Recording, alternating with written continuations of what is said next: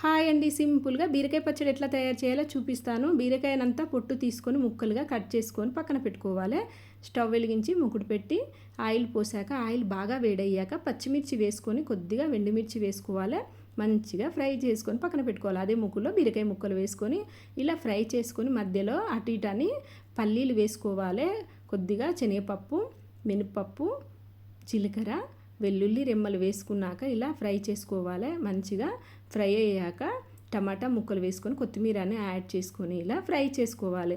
ఇప్పుడు ఫ్రై అయ్యాక stove off చేసుకొని చల్లార్చిన మిశ్రమాన్ని మొత్తంగా మిక్సీ గిన్నెలో వేసేసుకోవాలి. తగినంత ఉప్పు వేసుకొని గ్రైండ్ చేసి పక్కన పెట్టుకోవాలి. ఇంకొక ముకుడు పెట్టి కొద్దిగా ఆయిల్ పోసాక జీలకర్ర, ఆవాలు, ఎండుమిర్చి వేసుకున్నాక కొద్దిగా వెల్లుల్లి వేసుకోవాలి. కరివేపాకు వేసాక పసుపు వేసుకొని స్టవ్ ఆఫ్ చేసి ఇలా పోపు పెట్టేసుకోవాలి. చూసారు కదండి, ఎంతో టేస్టీగా ఉండే బీరకాయ పచ్చడి రెడీ. మా వీడియో నచ్చితే సబ్స్క్రైబ్ చేయండి. Thank you.